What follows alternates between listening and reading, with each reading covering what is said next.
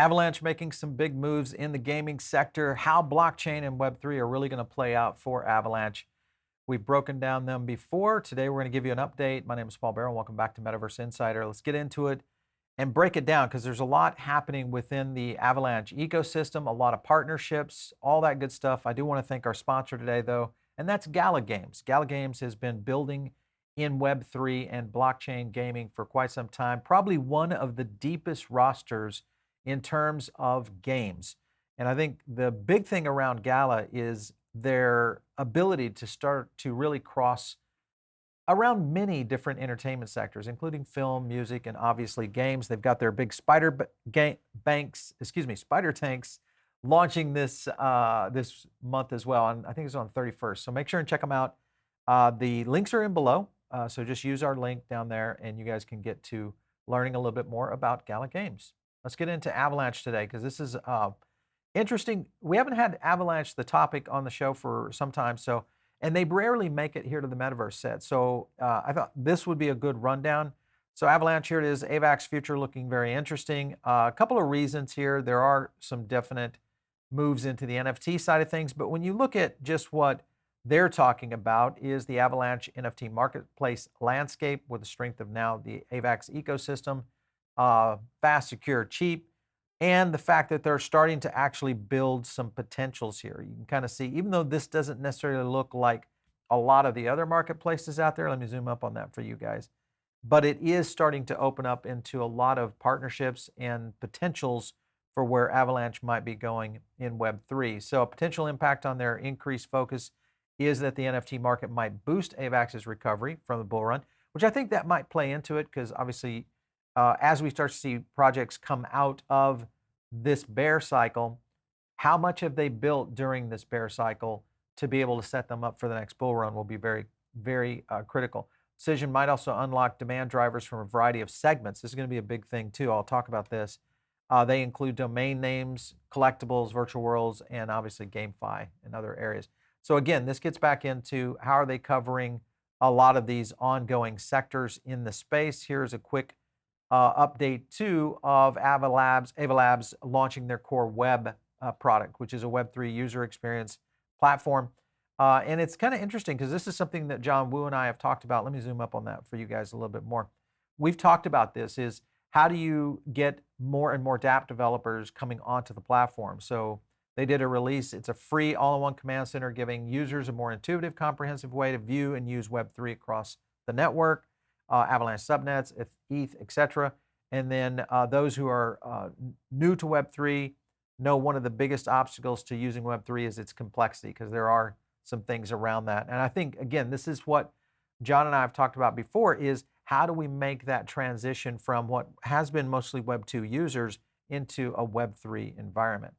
So a good example of the core interconnected experience is providing the ability to see all your token assets in core web, while also displaying your NFT collectibles in the core extension. So again, this gets you back into the whole ecosystem around AVAX. Another thing too, if you guys didn't follow us, we've done a bunch of videos around Avalanche and even had John Wu on a couple of times, but here's John talking about, hey, we're making strides here and big names and companies are going to start to enter the Avalanche ecosystem. This was a story that came back from July. Look here. So what have they done since July? Let's take a look. They've got a lot of things that have been happening. Gree has now been who has been a pioneer in gaming for decades.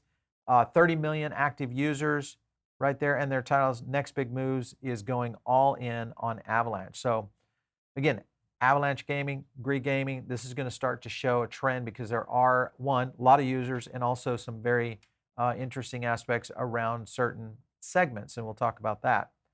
Other things, Final Fantasy developer partners with Avalanche to launch its first Web3 game.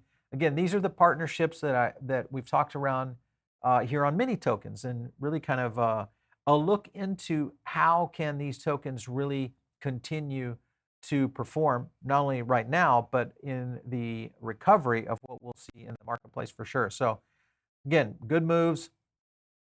Gree is known for producing major game titles such as Naruto and multiple mobile versions of Final Fantasy. So I think, again, this is a good partnership. I think it's one that could segue into other partnerships for Avalanche and kind of play into some pretty interesting things. If you just look at Gree, um, Japanese media giant, first Web3 game in 2023, Avalanche. Look at some of the things they're going after right here. 30 million active users across its games. They work with top gaming companies, Square Enix, Konami, Bandai Namco, and then you see them also popular in the IP mobile gaming aspect as well. So mobile to me is really still the killer app for Web3. I think the developers and also the platforms that really get it with mobile in terms of delivering a good experience and one that works and one that can also migrate players and create, kind of that intensity. Those are going to be the ones that win for sure. You look at Gree, just to give you an idea, this is kind of a line of all their anime business. Look at the lineup they have here. So this brings in the 30 million active users. This is the kind of scenario that we're going to see translating into the potential for Web3. And if you look at Metaverse right there, now a tab on their website, let's click on the Metaverse. And then you start to see they've got the reality product here. It's a Metaverse smartphone, 5 experiences within it. Again, this goes into the anime sector. Me, not an anime fan, but I know a lot of people that are in this space in the sense of the fact that it is very popular. So it is one of those categories I think that will do very well in Web3, possibly could be one of the leaders in it. Here's Square Enix, just a quick look of what Square Enix is up to and just how big this space is. It's going to be big. I'm kind of curious if you guys think this might be one of the leaders in the area of Web3 adoption, because so far we've seen Web3 games that are Web3 games, and they've built on Web3. They're cycling in and channeling the inner blockchain that they've created. But a lot of this anime platforms, these are coming over from Web 2. Do you think that could be one of the big translators that helps make the leap and possibly even mainstream to even more gaming projects as well as other users in Web3? Leave some comments below. I'd love to get your feedback on that. Also, make sure to smash the like button. It is the way that we get feedback, but it also helps people discover things like Avalanche. So if you're an Avalanche holder, like is the way that you get other people to learn about Avalanche and AVAX and really understand what they're doing, because they'll get it in their feed. So just hit that like button and it will help you. Furthermore, I mean, they've got just anime is just really exploding. Look at Google Play, App Store development. Mostly, Japan is one of the core centers. And I think the Pacific Rim in general just has such a fan base for anime. I think that also has a large fan base for blockchain. So this is a perfect match made in heaven. Just to kind of give you guys some play here. This is one of the games that they had. This is Naruto right here. So just kind of in general, what this could mean for Avalanche in the coming, maybe the next 12 to 18 months. A lot of opportunity here for them. So going to be fun to see all that good stuff. All right, let's go on further into it. Here is another platform, Reality. This is kind of the app that I just showed you guys, avatar live streaming. This is something kind of cool. I think this actually may make it into mainstream, meaning more people that maybe don't even know or have participated in anime in the past might start segueing into something like this, or in terms of a use case. Apple has kind of attempted this with their semi-anime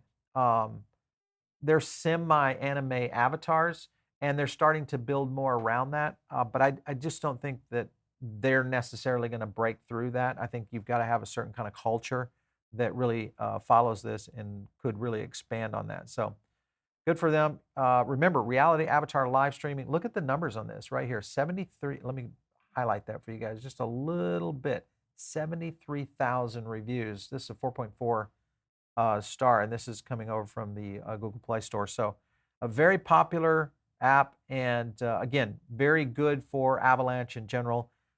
Again, I think that this is a great segue into more partnerships and kind of that next generation of what Avalanche is doing. And I'm excited about it, because I do want to see more projects like Avalanche and others. Polygon has kind of been stealing the thunder here and has been doing so much in the gaming sector. Obviously, we see things in other platforms as well that are going in this direction. XRP now doing some things in the creative space. There's a lot happening around this, so I'm very excited about this for sure. We're going to get into, here's the Reality XR Cloud, another tie into all of what they're doing in right here, challenges in the metaverse. So huge opportunity here. I think the question will be, is twofold. Is sometimes you can get so regional that you start to lose vision for the global markets, because some of these markets like anime, which have large populations, mostly in Pacific Rim, even though there is some large constituent, populations here in the U.S. and even in Europe to a certain extent. But I'd love to kind of get your feedback. Do you think this is something that would end up kind of pushing Avalanche into more of an Asian culture, or do you feel like that this is just one piece of the pie for them to really develop a much more comprehensive gaming platform? We'll also take a look at some sentiment to just give you guys an idea quickly on where the token is playing.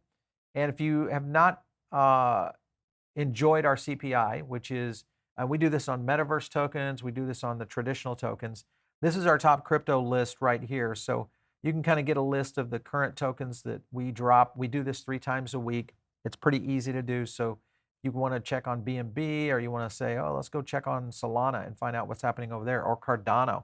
Cardano had that interesting bump right there. There's a little interesting bump that has been moving for Cardano, but not much since, and now it's on a little bit of a slide. If you look at Avalanche, this is interesting to me right here. First of all, Avalanche is holding top line and amplification sentiment very close to each other. If you don't follow our sentiment data, basically when you have top line sentiment, it's kind of what the crowd thinks. When you get into amplification, it's what the people who own the tokens, or are going to buy the tokens, or are going to be involved in projects think. So it's kind of like, here's what groupthink is, and here's what this, kind of the more focused think is. And a lot of this will relate to price action. When they are tight like this, let me zoom in on that. When they're holding tight like this, where you have top line and amp holding tight, it usually gives you signals around either buying action or something is brewing around that particular token. And that could be news release, especially with overall market starting to cool just a little bit, because it started to move up here this week. You guys have all seen it. Bitcoin almost clipping into 21K. And Avalanche still holding on right now, which is kind of interesting. Let me pull up Trading View for you guys as well and take a look at how that compares on price action real quickly. 1 second, we'll have that for you. All right, so here is Trading View. So right there, here's a good example of Trading View. Let me zoom out on that just a little bit so you guys get a little bit of this price. I'm on the 4 hour. Yep, 4 hour right here. So here's a little bit of this move right here. While we see some of the market starting to trend down or slightly down, this is a good example. If you take a look at Solana, it had that big spike and then somewhat of a sideways action right there. You look at ADA, big spike, and then trend going down, but Avalanche holding right now. And if you look at where we're holding on sentiment, right there. So this, of course, is the pump, and right there is still holding. Now, it's not climbing as much, so my anticipation is we may see a little bit of flattening right here, but right now trading at 1791. So not a bad look for Avalanche. Congrats to Avalabs and everything that John is doing over there. We'd love to get John back on the show. We got to do that to get a kind of an update on where they're going in the future, especially on this next run. All right, you guys are not in the Diamond Circle. I know. We want you in. Now, the Diamond Circle is very simple. You just join. It's free, and you get a chance to get not only premium content that we don't put on the show, but you also get all of our updates on a more frequent basis. So if you miss a couple of these, you don't have to go dig around YouTube. It gets delivered right to you. And plus, we have custom stuff coming in there, so it's really easy. And just click the link below. That'll find your way over there. If you guys want to catch me, it's out on Twitter, @Paul Barron. We'll catch you next time right here on Metaverse Insider.